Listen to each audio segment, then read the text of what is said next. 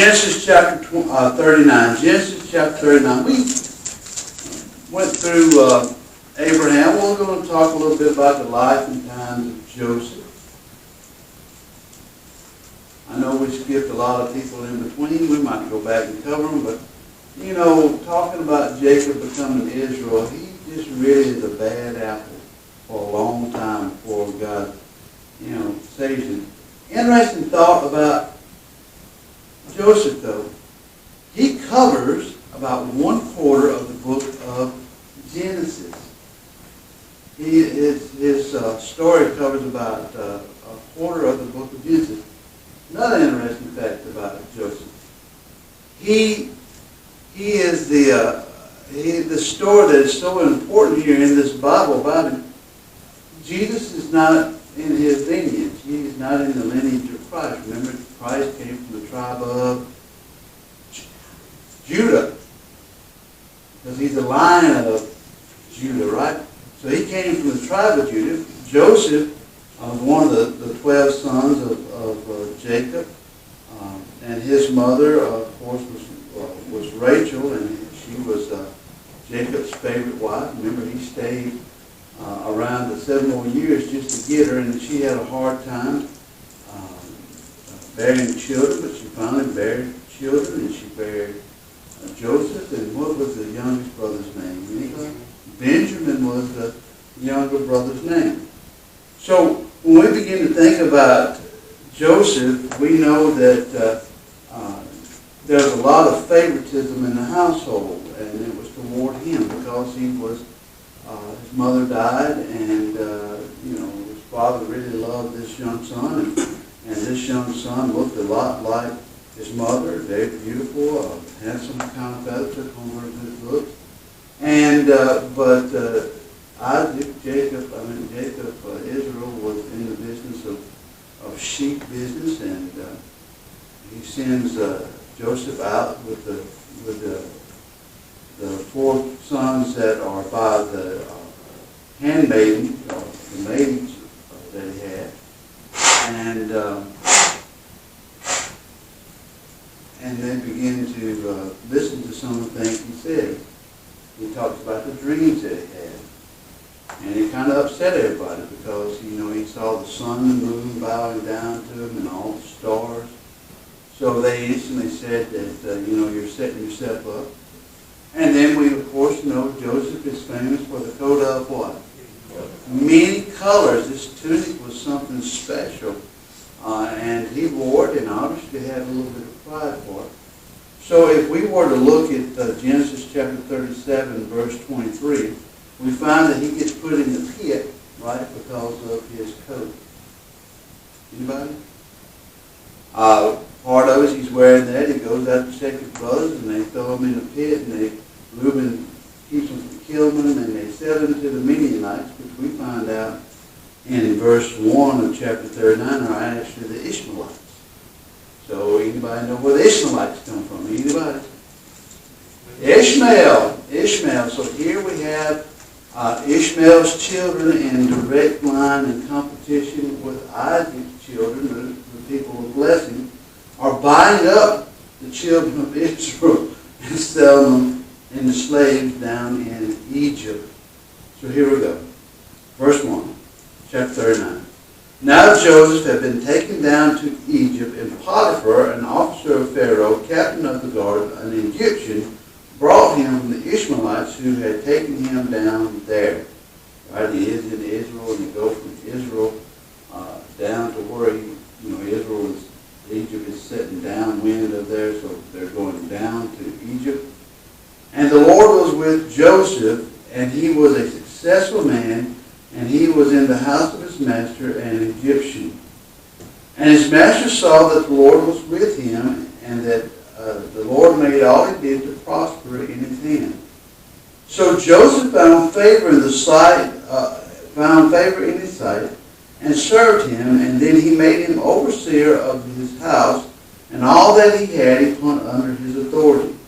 So it was from that time that he made him overseer of the house, and all that he had. The Lord blessed the Egyptian's house for Joseph's sake, And the blessing of the Lord was on all that he had in his house and in his field. And thus he had left all that he had in Joseph's hand, and he did not know what he had except for the bread which he ate. Now Joseph was handsome in form and appearance. And it came to pass after these things that his master's wife cast longing eyes on Joseph, and she said, Lie with me.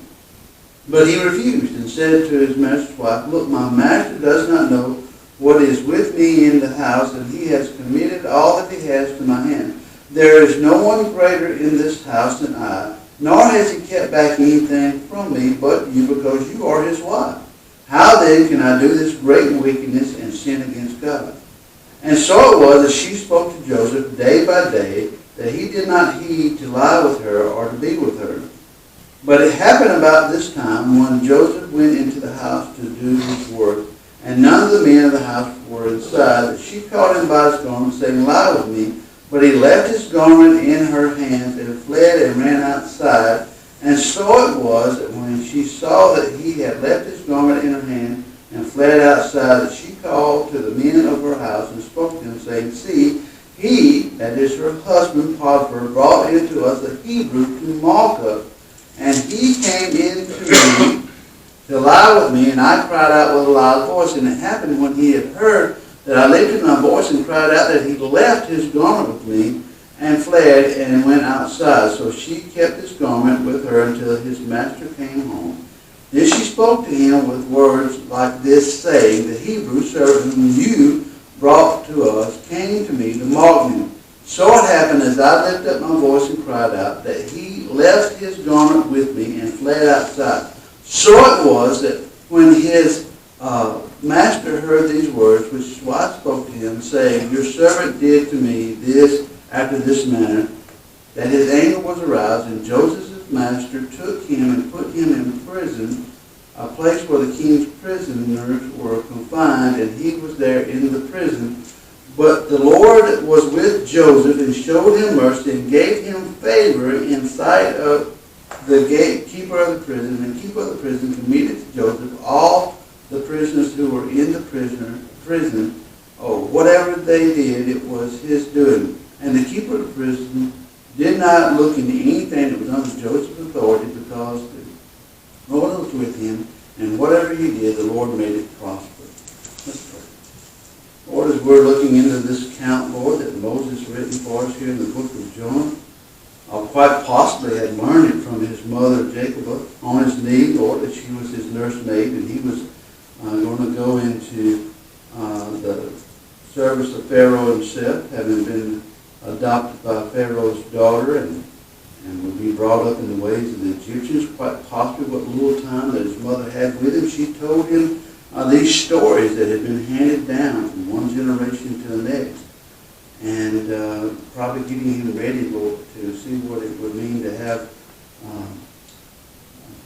discretion and honor, and even in the middle of a place that was foreign to him and his environment, Lord. So I thank you that we have so much recorded of Joseph's life, Lord, and I pray that we can find in here not only the things you want us to see, Lord, but the things that we need to see, Lord. In Jesus' name I pray.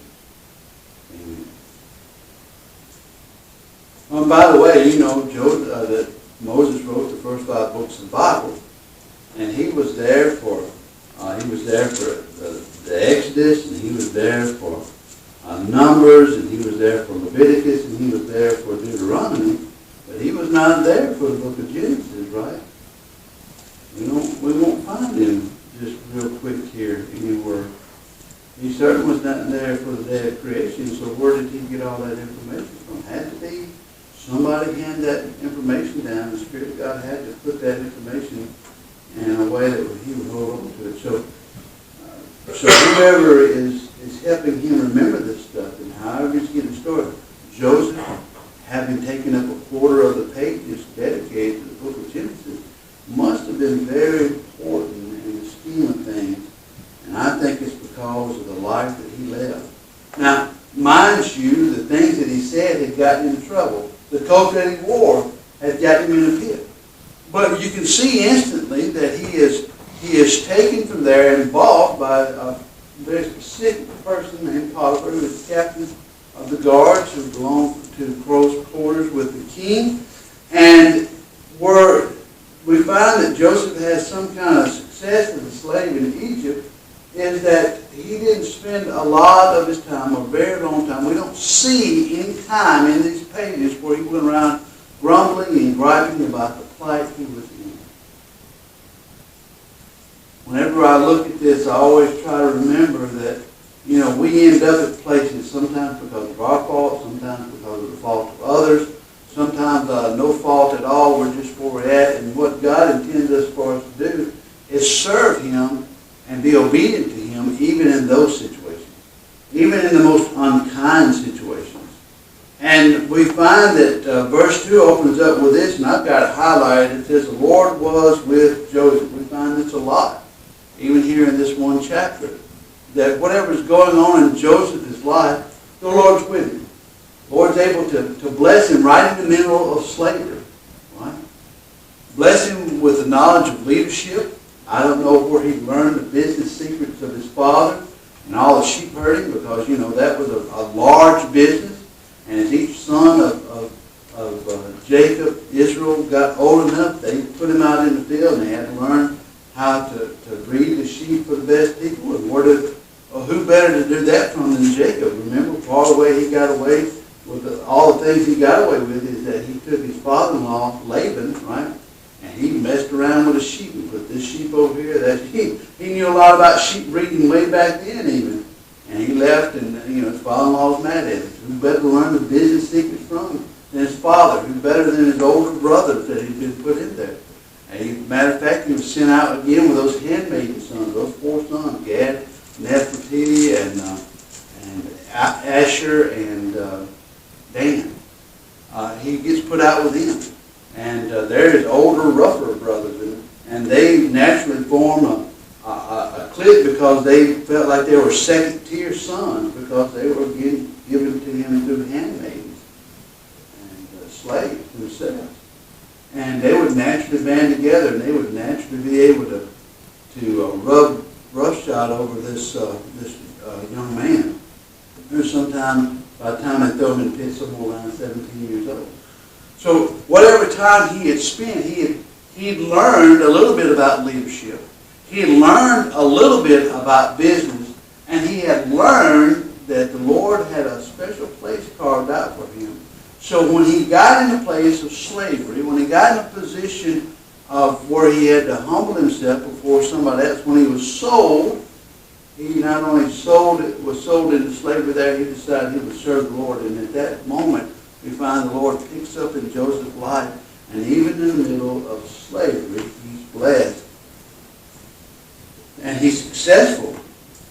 And the house of his master, even the Egyptian, he's successful.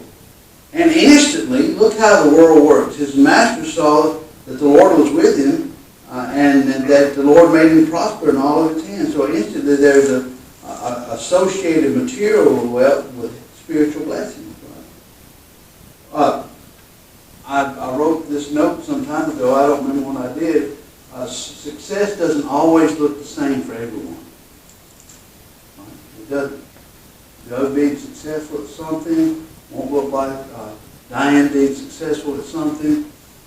Where Billy Graham was successful, if I had any success, my success probably is not going to look like Billy Graham.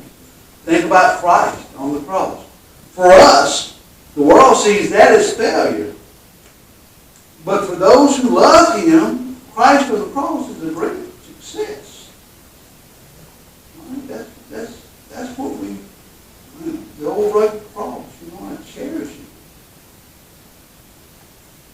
So this Egyptian looks and says, well, if they're wealth, there must be blessing.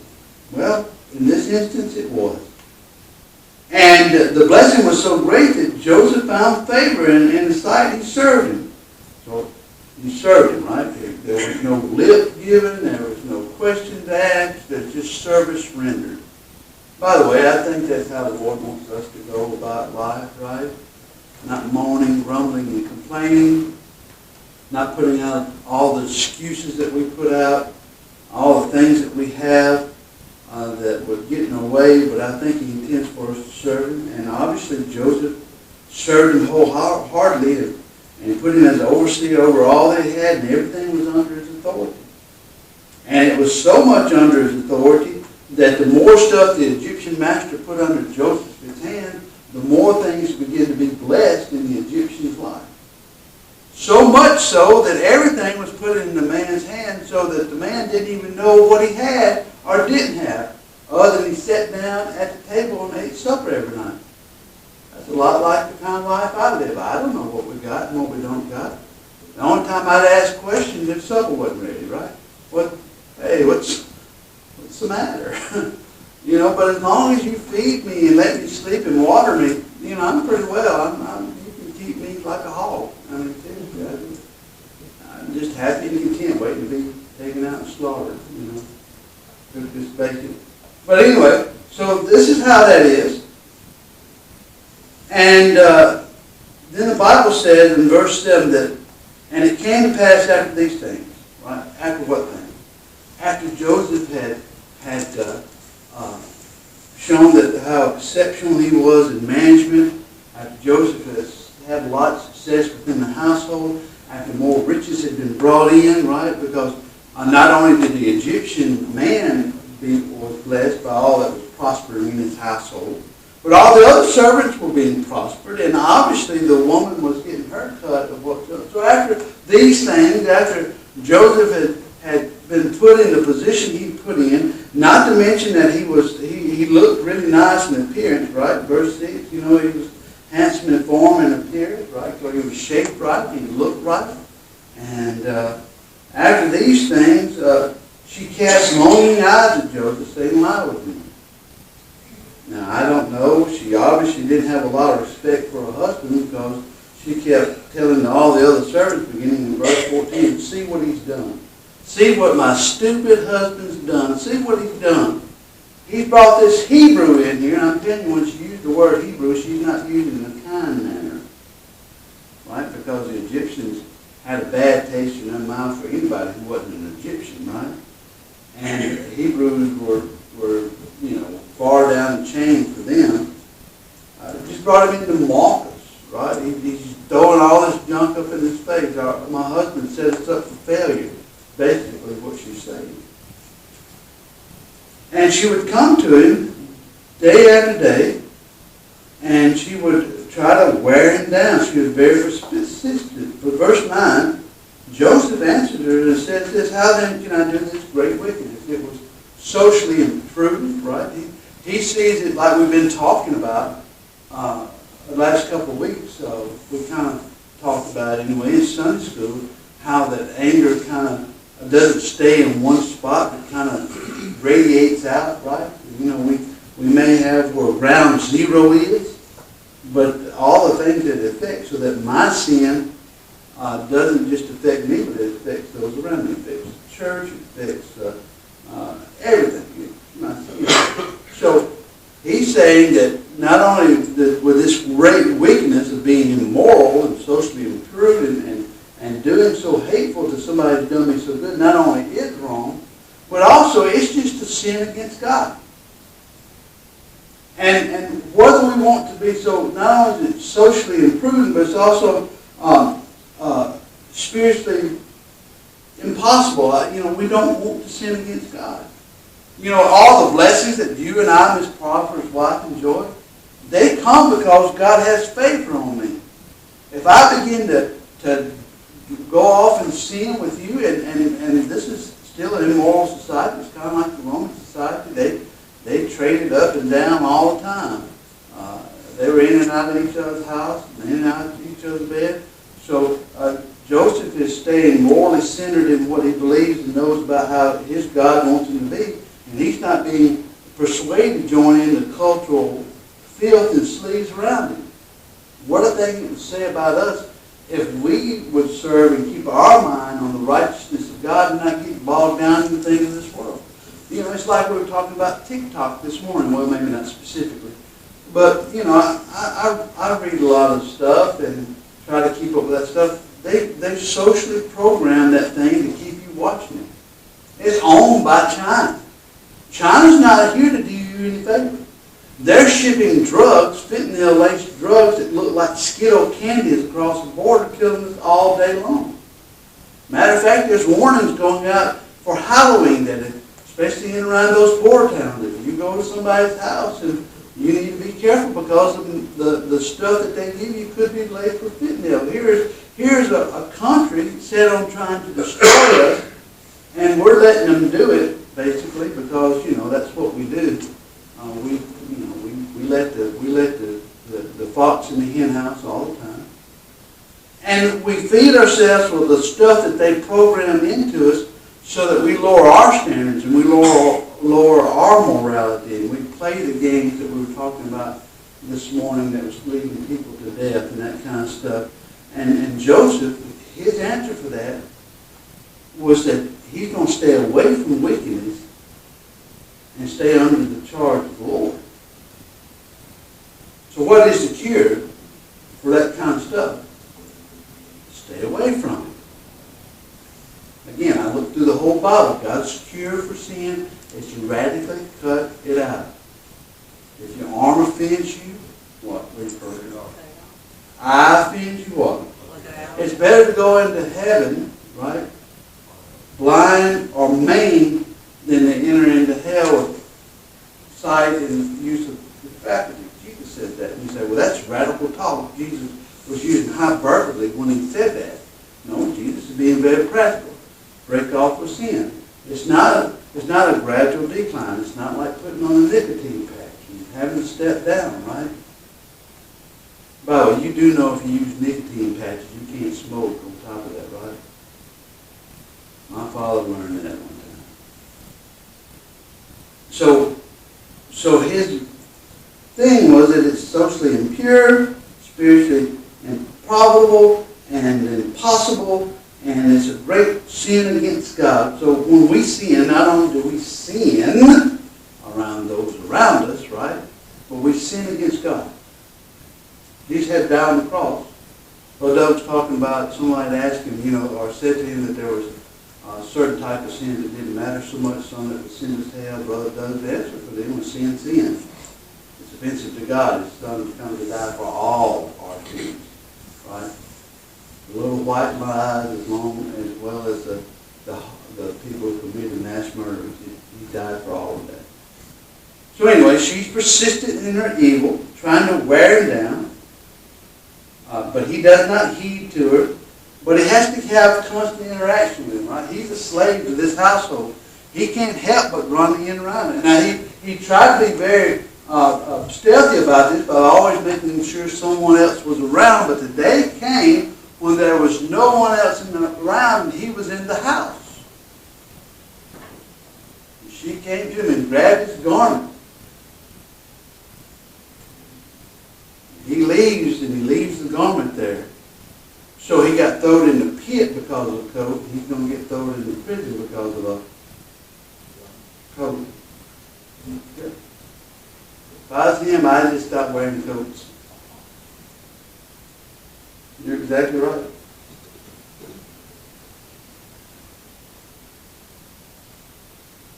So she, in verse 14, calls to the man in the house, and she lays up her sword.